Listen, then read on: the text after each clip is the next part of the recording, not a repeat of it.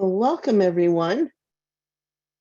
My name is Jane Johnson, and I am the Associate Director of DO-Touch.NET. Thank you for joining us for this month's episode of Let's Talk About OMM Research. So before we begin, let's take a moment to discuss the housekeeping rules of the webinar. Please feel free to introduce yourself in the chat. Tell us where you're from. If you do have technical issues during the webinar, please put a message in the chat. You can direct that to the DO-Touch.NET or to G. Franklin or Corey Lubery. If you have questions or comments during the presentation, please feel free to type them into the chat, and you can address each other's questions and comments there as well. After our discussant presents, we'll have time for discussion and questions. If you would like to speak during the discussion, please raise your hand and we will unmute your microphone. We ask that you briefly introduce yourself. Please feel free to turn on your camera. When contributing to the discussion, please limit microphone time to 3 minutes to allow time for everyone who wants to participate in the discussion. Please keep in mind that this webinar is being recorded and will be placed on the public DO-Touch.NET YouTube channel. So today is our Let's Talk About OMM Research Journal Club, entitled Effectiveness of Osteopathic Manipulative Medicine versus Concussion Education in Treating Student Athletes with Acute Concussion Symptoms, with Dr. Sheldon Yao. Dr. Yao is the chair of the Department of Osteopathic Manipulative Medicine at NYIT College of Osteopathic Medicine. And so please help us welcome Sheldon Yao. Thank you, Jane. Thank you, Brian. Thank you, DO-Touch.NET, for hosting this and giving me an opportunity to present some of the research that we're presenting, that we are conducting or have conducted at NYIT. I'm going to just pull up a quick little PowerPoint that I have put together to better kind of show some of the things that we've gone through. So, okay. So again, thank you very much for this opportunity. I wanted to talk a little bit about concussion research and research in general. I really do appreciate DO-Touch.NET's mission in terms of promoting osteopathic research. It is something that I've really had a passion for and have continued to learn. And these journal clubs are great. It gives us an opportunity to kind of talk a little bit about the research involved in the field and talk about and hopefully be able to share some of the challenges that we had and perhaps share with other future researchers some of the things that came up as issues for us and potentially further additional research studies. I don't have any financial disclaimers to disclose. I am the chair and a professor at NYIT in the OMM department. The OMM department and the Center of Sports Medicine helped to collaborate in the study. The paper was reviewed and approved by the American Academy of Osteopathy's Fellowship Committee. It was my thesis paper for fellowship. So the paper was published in 2020, Effectiveness of the OMM versus Concussion Education to Treat Student Athletes with Acute Concussion Symptoms. The link for the article was up, and hopefully everyone had a chance to kind of take a look through it. I just wanted to give a little bit of like the behind the scenes as how it kind of came to develop. So as we know, TBI, concussion, is a significant issue that everyone really deals with. As a physician, we are encountering this. There's over, I think they said, let me see, there's over 200,000 TBI hospitalizations back in 2019 and over 6,500 TBI deaths. a lot of these are also, when you think about concussion, underreported because many may not seek medical attention. So pretty much they say about 1 in 10 or 10% of athletes in concussion in contact sports sustain concussions yearly. So this is something that is very prevalent and common and things that we see. And unfortunately for concussion, there's not a lot of therapies or treatment available for it. Concussion usually occurs roughly at 70 G's of force, pretty much like smashing your head against a wall at 20 miles per hour. College players can receive an average of 50 hits to the head with about an average force about 40. A lot of this research was actually done by Brolison down at VCOM with those sensors in the helmets. And a lot of research has been done, especially with the increased visibility of concussion with the NFL and CTE being identified in football players. So our study kind of came about in 2 ways. One, I was really interested in looking at concussion, and we happen to have a sports medicine center at the school who worked with our athletes at this college and also with our neighboring college right next door. So pretty much the collegiate athletes registered with the sports medicine center, and they had to take impact studies prior to participation. So what an impact study is, like a pre-participation computerized test that measures their reaction time, their cognitive skills, reading time. And so they would have a baseline. And if any participant in collegiate sports received the concussion, they would have to come to our center and get cleared to return to play.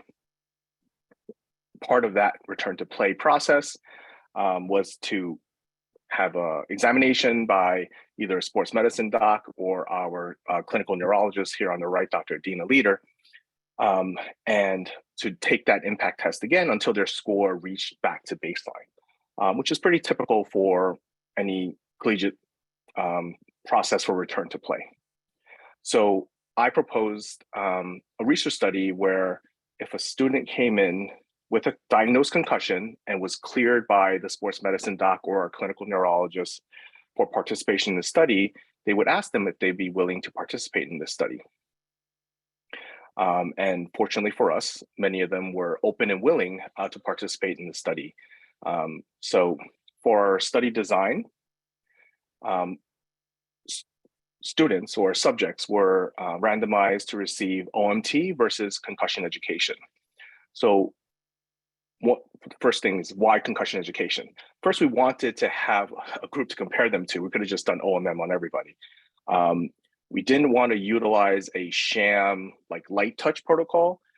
We wanted, though, to account for the face-to-face time that the physician delivering the OMT arm would for the concussion education, right? So this would distinguish improvements just because they were having face-to-face time and interaction with the physician. So we randomized the participants. Really was block randomization. So the first person who came in got OMT, the second person would get concussion education, the third person would be OMT, the next one would be concussion education. And based on pretty much the order which they registered, it was every other block randomization. So when the student had a concussion, it's usually within a week of their concussion, because they would come in with the trainer, and none of the subjects had the concussive event more than a week out from their first initial evaluation. Most of the time it was the same day or maybe the day after, or if it happened on a Friday, they would get evaluated on a Monday.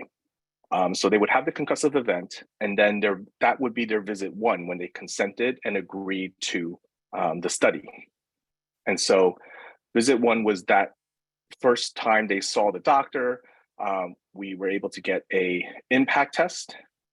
So our outcome measures included impact testing, that computerized program that tested their reaction time. SOT, which is a balance master machine that tests and gives you a balance score. And then also our silent concussion assessment tool, which is, and I'll show you a couple slides later, their symptoms and their severity of their symptoms based on this chart that they fill out. So subjects that came in had all their outcome measures collected, pre and post OMT. Well, actually, no, impact testing was not post OMT. Just the Neurocom and the SCAT5 was done pre and post for the visit, either concussion or OMT.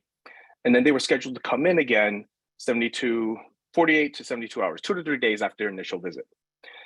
When they came in for visit 2, they received, again, either OMM or concussion education, whichever they were randomized to, and they had to repeat impact testing, and then pre and post SOT, and again, the silent concussion assessment tool. Visit 3 was 1 week out from the initial first visit. In visit 3, there was only outcome measures taken. Treatment or concussion education was only provided during visit 1 and visit 2. So that was our overall study design. Any questions? I'm not keeping an eye on the chat. So if there's anything that pops up, any hands that pop up, please feel free. I'm happy to further explain. We will. Okay. So overall, we were able to recruit 30 subjects. We recruited 31, but one of the subjects kind of dropped out and didn't follow up after visit 1. Most of the subjects were student athletes. The most came from men's lacrosse. You can see here in the pie chart what other sporting events they had their injury. The inclusion criteria was that they were diagnosed with concussion, cleared to participate by a physician, age between 18 and 50. And we excluded them if there were any other life-threatening medical events, especially after head trauma. You have to rule out any sort of hemorrhage, hematoma, seizures, loss of consciousness for greater than 2 minutes. At the end, we had 60% male, 70% female. Mean age is about 19.7. Again, these are collegiate students participating in sports. And that's, again, the breakdown of the sports that they were in. So for the OMT, we had board-certified NMM, OMM physicians treat the patients. We had not a set protocol, but we had a list of techniques that we wanted to make sure everybody utilized during the OMT sessions. So in terms of cranial, we were really focused on the circulatory lymphatic, freeing up any restrictions that may prevent proper drainage.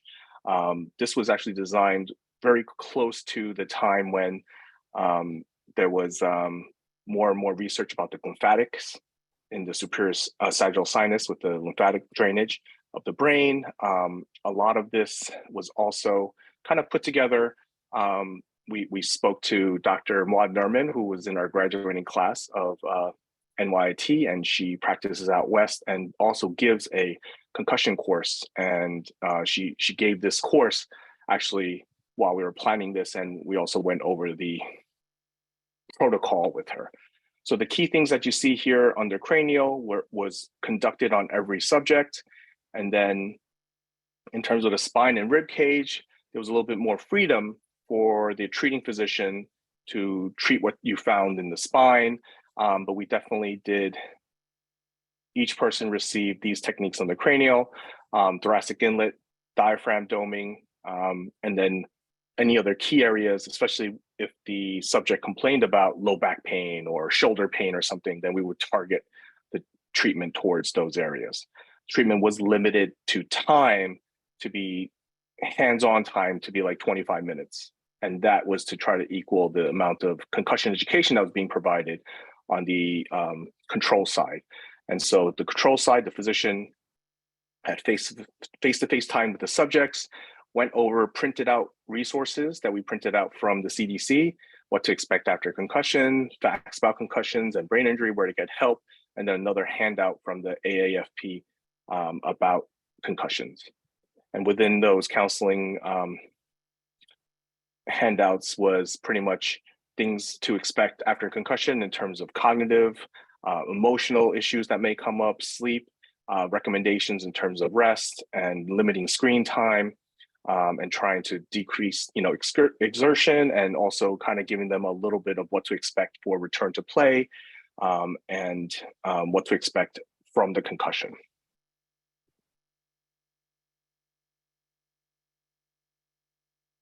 this is just pretty much the research approach, the OMT protocol, OMT approach. It wasn't a set protocol of what we did.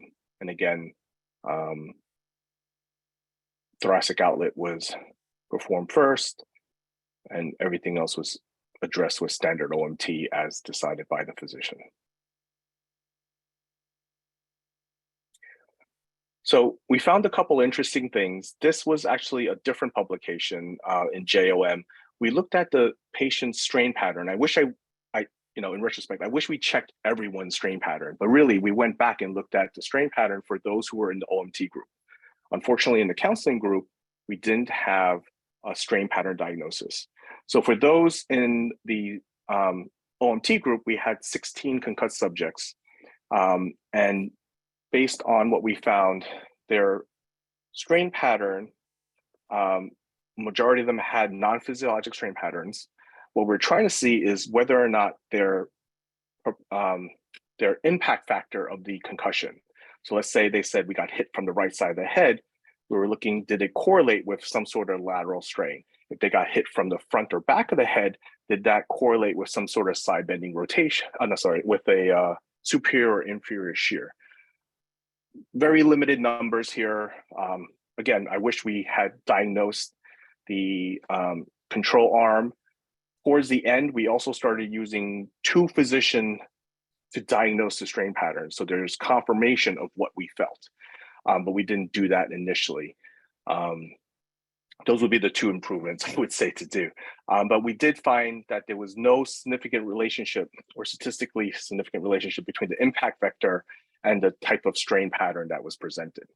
But in general, we did find that our group had an increased incidence of non-physiologic strains versus normal controls. If you can consider a different study that showed the percentage of healthy subjects have more non-physiologic strain patterns.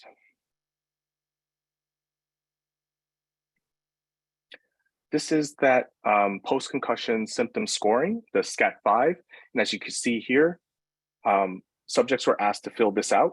And there are 22 possible symptoms ranging from headache, neck pain, to cognitive questions like feeling like you're in a fog or difficulty concentrating, confusion, and then also covering sleep, irritability. So subjects were asked to check off if they had a symptom, then to rate it, or to circle none if they weren't having any symptoms. So as you go down, you can see that the total number of symptoms max is 22, and out of a scale of 0 to 6, 6 being the worst, your maximum severity score would be 132. So this is a nice tool for us to use. Yes, it's subjective because the patient is reporting it, but this is a validated way to kind of rate severity of the concussion as per reported by the subject. And this is what we utilize to kind of track improvement with treatment and the concussion group, counseling group.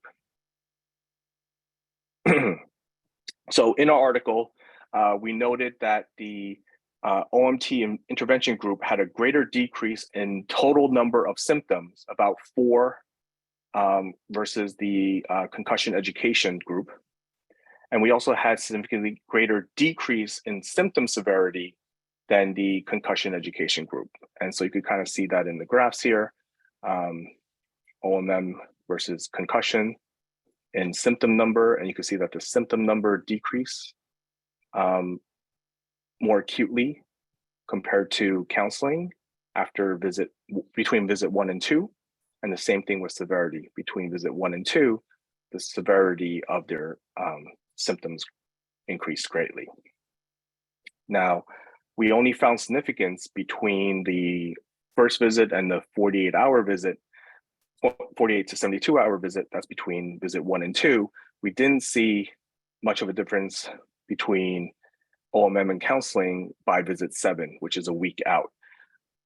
One of the major reasons for that, I think, is that our subjects had mild concussions. And so usually after a week out, most of the subjects had resolution of their concussions by a week out.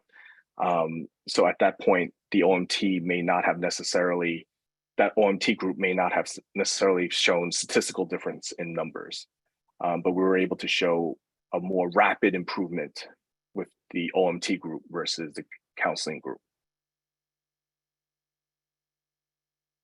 Any questions on that? Because that was the major kind of finding in our paper that we reported.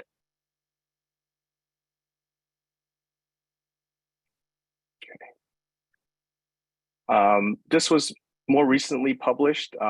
Dr. Jamie Mancini, who's part of our team at the medical school in the OMM department, and she looked at the actual impact testing scores and how it changed. So I told you before that we were able to have baseline impact scores on these collegiate athletes, but that's part of their enrollment at the school and participation at these sports, is that they needed a baseline impact score. Once they got any sort of head trauma, they had to repeat the impact testing until they returned back to baseline. And so we looked at the impact scores of our subjects that participated, and the group, the OMM group, actually had a statistically significant improvement in their visual memory aspect and also their reaction time. So this impact testing tests a lot of different things, and it could be subcategorized to different aspects of the test. And so what we found was for visual memory and for reaction time, we saw some statistically significant improvement compared to the counseling control. This was the balance. This is that actual sensory organization test machine. So you see that the patient's standing on like this balance sensor here, and the floor actually moves and the wall moves, and it takes you through like 6 different steps. They do use this for like vestibular rehabilitation, patients with vertigo. I think Hollis King did a study, or it might have been Lopez did a study with this, because we were looking at it with Parkinson's too. And we did not find a statistically significant difference in balance between the OMM and counseling group. There was a little bit, if you see here, visit 1, visit 2, visit 3, an improvement overall in both groups, right? The red here is counseling, the blue here is OMM. But the other thing with this machine and any sort of measuring device to kind of consider is that there was a little bit of a learned effect, right? This kind of reminded me of the Wii balance board that I had when I really wasn't that much of a kid. I was getting it for my kids. But when you stand on this Wii balance board, the more you played the game, the better you got at it. And so what we found actually with our Parkinson's patients is that you would have to run them through this whole thing twice before you start really calculating any sort of improvement from it, because there's a learned effect. And that was something that was interesting for me to kind of like, learn for the first time, like, hey, if you're using any sort of device, is there something where you need to, A, how is it validated? And B, does your participant or subject on that device get better at it, not because their symptoms are getting better or because of your intervention, or just because they get better because they're doing it over and over again and having that learned effect. But we didn't see a statistically significant difference between our subjects when they tested out their SOT scores. Of this, on the SCAT5, there's one question about trouble falling asleep. And I think there's a very significant relationship between our brain health, our lymphatic flow and clearing of waste products, and sleep. And so they've done some animal studies where they've kind of punched holes along that lymphatic line, and they found an increase in deposits in the brain that looks like the neural tangles of Alzheimer's in animal models. There have been studies looking at how the flow along the lymphatics really is augmented with sleep. So it kind of makes sense that when our brain is really, really active, that's not when the lymphatics are trying to clear things. It's when we're sleeping and the brain is a little bit more dormant that the body's trying to clear all the different waste products and the lymphatics is moving. And so where we took a look at just that question about on the SCAT5 about trouble falling asleep. And then we looked at the concussion versus the OMT group. And yes, the OMT group started off with more trouble falling asleep, but that OMT group also showed a more significant improvement compared to the counseling education with the OMT added on to help them with sleep. And perhaps that might be the OMT helped to improve decreasing pain, removing some of the restrictions, allowing them to, or even maybe autonomic effect of balancing sympathetics and parasympathetics. But this is something that's really, I would love to see more research regarding the effects of OMT in sleep, because I think there's a big tie to that. I think as we age, our sleep declines. Is that the reason why we have more Alzheimer's and Parkinson's as we age? And if we could improve sleep quality, does that help to decrease some of these neurodegenerative diseases? So really interesting finding that we had. We also published this in JOM back in 2020. We had a couple of students willing to give urine. They wouldn't give blood for some reason. I don't know if they were just really nervous, but some of the subjects provided urine samples, which we then ran cerebral oxidative stress markers. There's so many biomarkers out there with concussion, blood and urine. There's so many different things. Mostly tau is what's being looked at.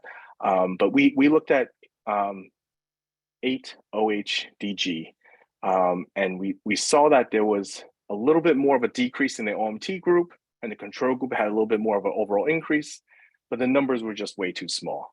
We had 4 in the OMM group, 1 in the control group. This was added on later on in our study in collaboration with our biomedical sciences group. And it was just kind of a little bit of a pilot, just see if it was feasible and see what we would find. We would love to kind of continue to do more of this, but COVID hit, all our sports teams got dissolved. And at this time, NYIT does not have any plans to restart our sports teams anytime soon. So unfortunately, we have pretty much been on hold in terms of concussion research since COVID occurred. So in terms of future directions, just really improving any way to improve assessment and recognition of patients post-concussion, try to improve our studies measuring the effect of OMM. I know Dr. Mancini is trying to look at potentially a different group of athletes that participate in mixed martial arts, MMA, and perhaps looking at repetitive head trauma and seeing if there's some tie to some of these inflammatory markers and how head injuries could kind of lead to concussion. Possibly looking at translational animal studies. We've been starting some here at NYIT, looking more at diabetes and arrhythmia, because those are the animal models that some of our scientists are researching, but I would love to kind of see if there's some way to kind of tie in animal model studies and concussion. And then again, looking at different potential biomarkers that may look at other objective measures that could help measure the effects of OMT. So that's what I had. I wanted to thank everybody for the opportunity to kind of present that. I wanted to thank my team at NYIT, and you know, some of them are here, Dr. Mancini, and Dr. Abuspe was one of the treating physicians, Dr. Patty Koyman also, and Dr. Matt Heller was one of our sports medicine docs that also helped to screen our subjects. So thank you everyone at NYIT to help make this possible. Well, thank you, Sheldon. We're going to now open up for discussion and questions and comments. Just as a reminder, if you'd like to speak during the discussion, you can raise your hand, we'll unmute you. Yeah, we ask that you briefly introduce yourself, and please feel free to turn on your camera if you'd like. When contributing to the discussion, please limit microphone time to 3 minutes to allow time for everyone who wants to participate in the discussion. We will provide you with a timer to assist you in keeping track of time. After everyone has had the opportunity to make comments or ask questions, there may be additional time for comments or questions. The moderators will also be happy to read questions or comments if you would prefer to type them in the chat. And please feel free to address each other's questions and comments there as well. Please keep in mind that this webinar is being recorded and will be placed on the public DO-Touch.NET YouTube channel. So I see that Bill Brooks has his hand up. So, Dr. Yao, I want to commend you for this line of research that you've started. I think it's very exciting, the tools you're starting to develop. And I hope that you'll pursue it as a project for perhaps a lifelong series of investigations. First of all, I'd like to suggest two things. We've known this about low back pain for a long time. You know, manipulation helps get people back, whether it's chiropractic or osteopathic, get back to work in 3 days instead of 5 days. But that isn't where the money is. 90% of the problem with low back pain is chronic. 90% of the dollars are spent on chronic pain. Similarly, I think the real money is here with persistent post-concussion syndrome. And usually these are people with multiple head injuries. And so I hope eventually you'll tackle that population. I know the circumstances, you know, with your student athletes make them more available, but if you can get to the point where you could recruit people with long-term, then first of all, you have historical controls that you don't have in this kind of research. And secondly, that's where the money is. Although with athletes, you know, get them back 2 days earlier can be pretty, especially professional athletes, a lot of money too. The other thing I just want to offer to you is a spin-off that I've taken in my work from a phrase that stuck in my head dramatically many decades ago from Robert Fulford, who was a renowned practitioner of cranial manipulation, but more broadly, manipulation of the musculoskeletal system. And admittedly, he was being rather harsh with his contemporaries when he said, quote, "Well, they'll work on the head for an hour, it will be balanced, but it doesn't move."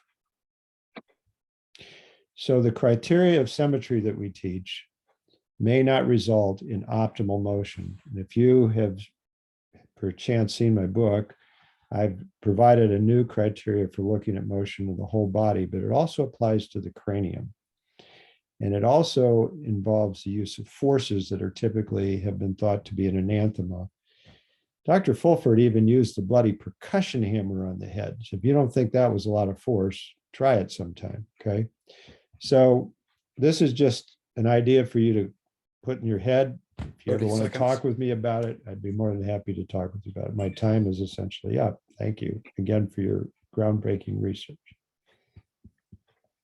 Thank you, Dr. Brooks. I would love to talk to you more about it. And I do agree that we wanted to also look at chronic concussion as one of the next steps. And we were actually in talks with potentially with horse jockeys. There was a affiliation we had. Actually, Dr. Toma was also working with them. So I agree. This kind of worked out for us acutely with the students, and we had their baseline, which was nice. But chronic concussion, looking at those suffering from chronic concussion, is a group, and I would love to talk to you more about Fulford's work and things that you have put forth. Thank you.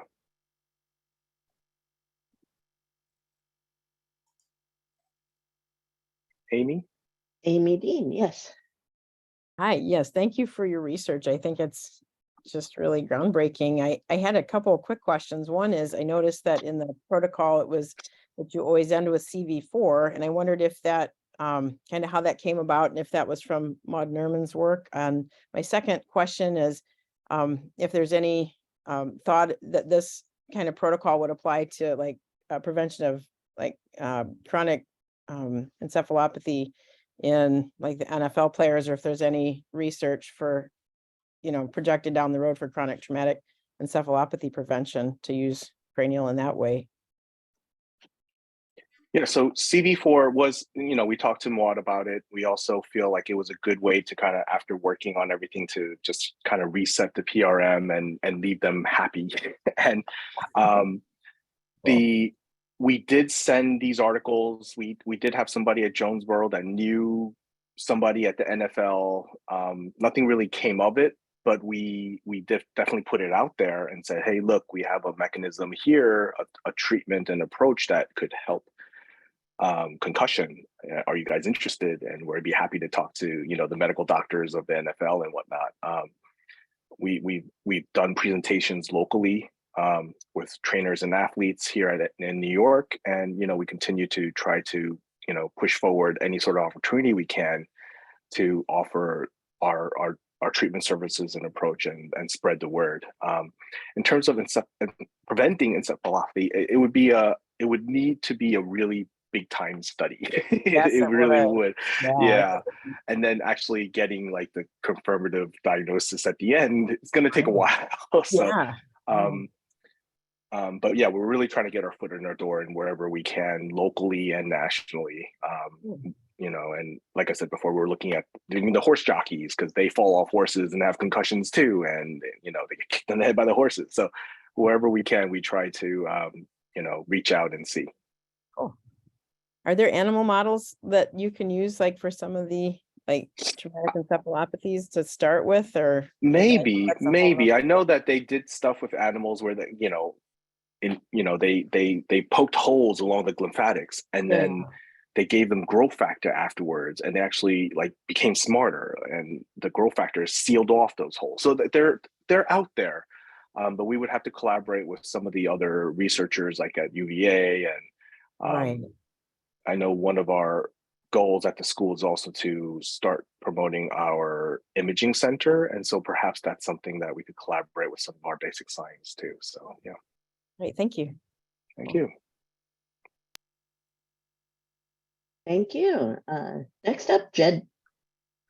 Yeah, I last really read about concussion probably 5 or 6 years ago when I was trying to figure out the pathophysiology, what would be leaking, what potentially was going on in the brain. Was it neuronal disruption? Was it mitochondrial dysfunction? Glycine storm, I think, was one of the thoughts, and so forth. All of the above. Yeah. Everything. So I think that it's the issue of trying to do the lab monitoring is really worthwhile, but the question will be whether or not seeing elevated levels means that you're clearing things, or whether you're doing damage to the person in the process of doing the cranial manipulation. And and there are animal models. I remember during that time reading about pile drivers that dropped a weight onto a rat's head, so they could study the concussion in the rat and that kind of thing. And so it was a standardized blow, that sort of thing. And then I think just in terms of being an N of 1 clinical trial, I sleep better for about 3 to 4 weeks every time I get osteopathic treatment. So I think it's fabulous for insomnia. All right, that's all I had to say. Thanks so much. Appreciate your input. Yeah, this is Bill Devine. I was trying to figure get the hand. So yes, I took care of professional athletes, our toothless Phoenix hockey team, and they needed a dentist more than me. But certainly as an Air Force physician during Vietnam era, all kinds of concussions over a lot of years. And but I noticed in your study, it was very well done. I saw attempts to rebalance the glymphatic system, which I think is important on the post-concussion syndrome. But also, you had some question about sleep. One of the reasons why they can't sleep is they didn't just hit their head. It's cervical thoracic sprain and strain, particular compression of the foramen on the foramen magnum onto the second cervical. They can't get comfortable at night. So the muscle groups for the dizziness and sleep problems, a lot of them come out of the clavicular fibers of the sternocleidomastoid, which affect the parietal area. And so anyway, you seem like you really covered a lot, which I really appreciate. That was a very good design. So that's my comment. The other thing is, there are a lot of, here I'm in Phoenix, and there are healthy old athletes here. And they think they're weekend athletes. They get injured at age 60 and have a concussion. And there is of course, intracranial bleed as it becomes more friable is a question. They've had their CAT scan in the emergency room, and they didn't see anything, but we're still seeing problems maybe 6 weeks after the visit with no central neurologic signs, but a lot of the symptoms that you had on your protocol. Do you have any precautions on those 60 to 70-year-old concussion patients that have had negative imaging studies? Yeah, I think that, well, first, our inclusion criteria stopped at 50. So if you're over 50, no, I noticed that. Yeah. But in general, I think it is, we leave the evaluation and clearance to our neurologists. And if there was any question, we stayed away from, applying OMT in study-wise. Clinical practice-wise, if something's not feeling right as we're treating them, and there's a concern of that, absolutely imaging studies are warranted. Maybe a repeat study to make sure, usually they get the CAT, and maybe later on, maybe an MRI, especially if they have persistent post-concussion symptoms. I've seen, vestibular issues. I've seen, ocular issues, and they go for PT, vestibular PT. And what you were saying before to start, just absolutely, cervicogenic post-concussion syndrome is a diagnosis. Their headache, their symptoms post-concussion is coming from their neck, and that's why part of our protocol is really to treat the whole spine. Looking at the patient as a whole. But in terms of the older patients that may have something else going on, especially after some sort of like whiplash injury or acute trauma where there's a blow, we really have to do our due diligence and make sure that there's nothing else pathologic going on. Okay. Yeah. And I did appreciate they were well-conditioned athletes in your study. Not like me. Thank you, Bill. I see we have Jamie Mancini has a comment or question.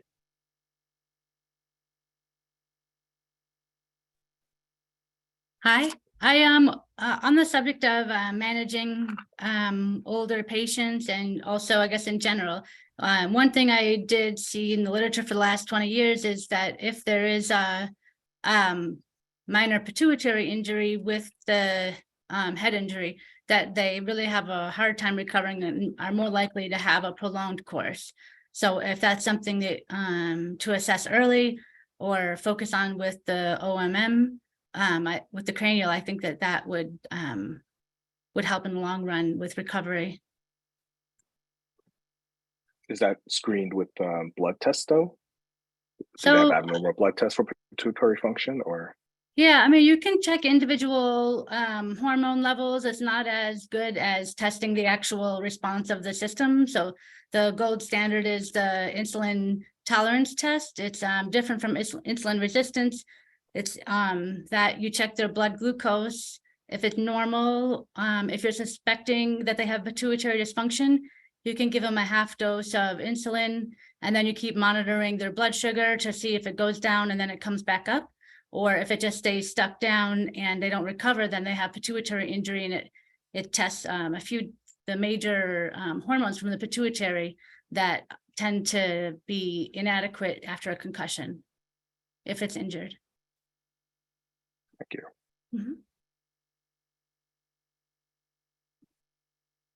Mm-hmm.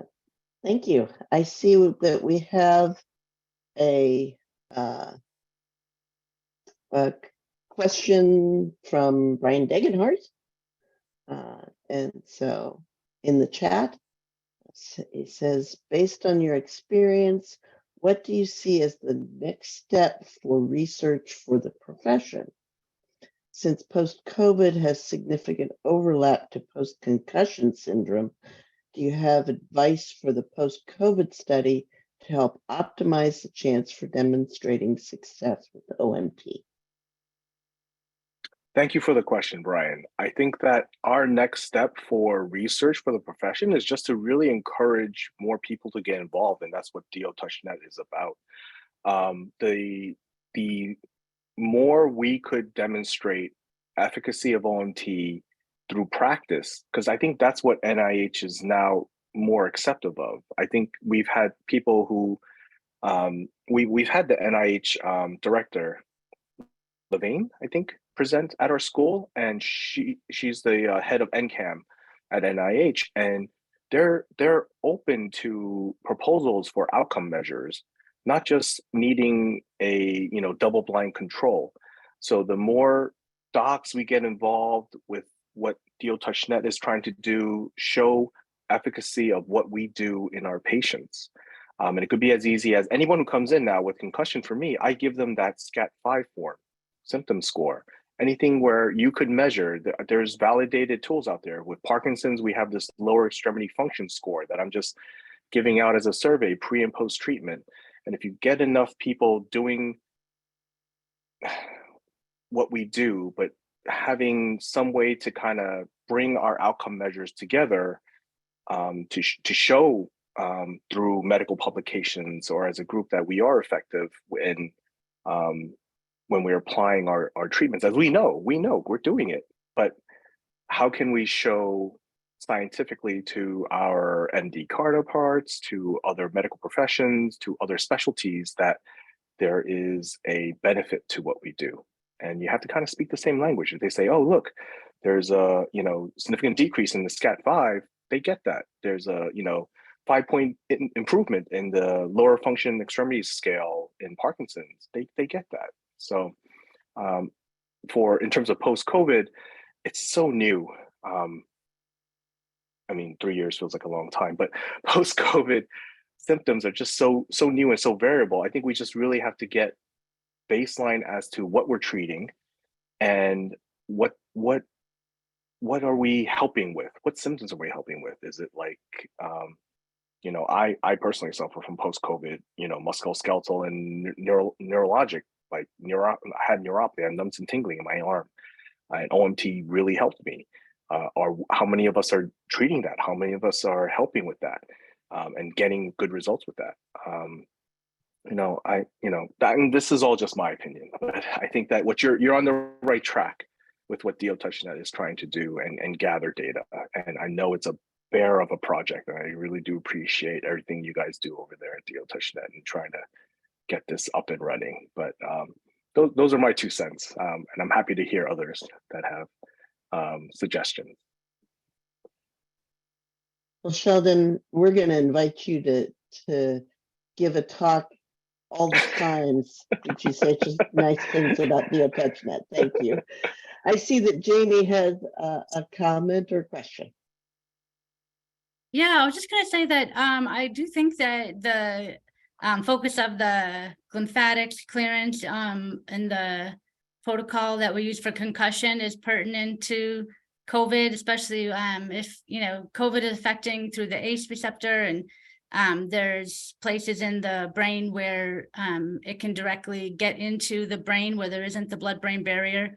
If you have a concussion and your tight junctions and things like that are inflamed and you have more leak across the blood-brain barrier, then maybe that's going to give you more intracranial or central nervous system effects of COVID. I think either way, treating the face also, of course, in before COVID and during or after COVID seems, of course, like it would make sense. And when you have a face impact and all the front part of the face is jammed in and the temporal bones might not even be moving right, and seems like encouraging all of the CRI fluctuations and helping to facilitate clearing of all the lymphatics, would help any of the like CNS symptoms, hopefully. And I don't know how to measure those. I'm not sure if, there's specific things we can measure in the blood that are directly related to the areas of the brain where COVID has a direct attachment to the nervous system, like in the neurons of the posterior pituitary for oxytocin, and some other ones in that area. So something like that could be measured maybe, but it'd be interesting to see anyway. And I think it's great research to do. I look forward to seeing more results.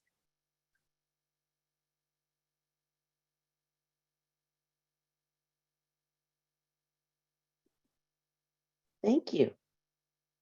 Do we have any other questions or comments?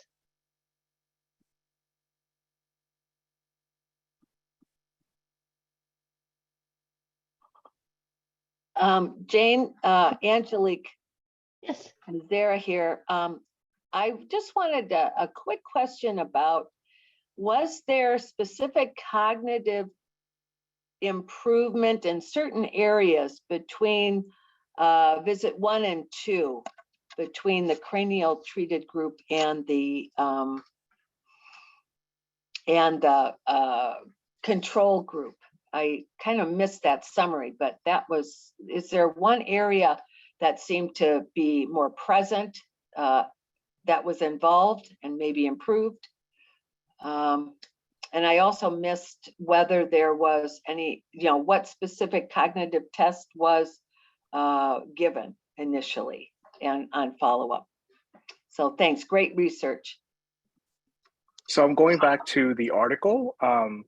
I'm going to share this PowerPoint so that Jane could send it out to participants. But Dr. Mancini looked at the impact test. So the impact test has several aspects of it. What we found was that there was improvement in visual memory and reaction time as part of that test. And if you look at the impact test, there's several different regions for it. And this is the computerized test that really looks at brain function, cognition, reaction time, visual memory, processing speed. So some things were significant for OMT versus concussion and some were not. And so this was the study that we were referring to. It wasn't the assigned research study because that was more looking at symptoms of concussion and improvement of it, but this was published more recently last year. And the link will be in the PowerPoint if you wanted to take a look at it.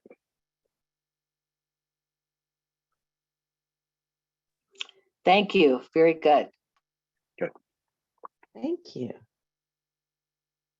I have a question from the chat from Toli, and I apologize if I'm mispronouncing your name. It's interesting that the article noted self-reported symptom inventories have been shown to have higher sensitivity for detecting concussion than written neurocognitive examinations and balance testing.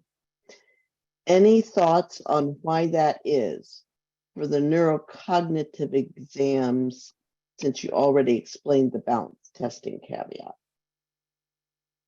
So I'm not sure if I fully understand the question. So the neurocognitive testing is less sensitive than the self-reported symptom scoring? Is the question, like, why is, I'm sorry. Maybe I can Okay. answer that.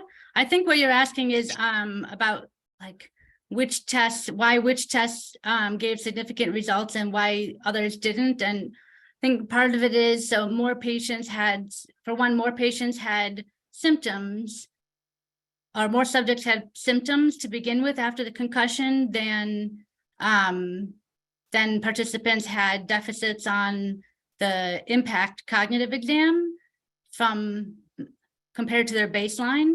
And so that changed some things. And then also depending on where the impacts on the head were, which anatomy of the brain were affected, then that's going to, of course, affect the cognitive exams more specifically because it's broken down into indexes of visual memory, reaction time. There also is a symptoms section on there and processing speed. And so, so that's one thing we definitely have to look more into is, where does the deficit in the nervous system start? How does that show up on our tests? What tests are we finding the post-injury deficits on? And then how do we target that with manipulation, with cranial, and also treating the whole body? So I think that it's a good question. I'm not sure that we really have the full answer, but part of that is just the variability of the population in general. I'm not sure if that answered the question, but.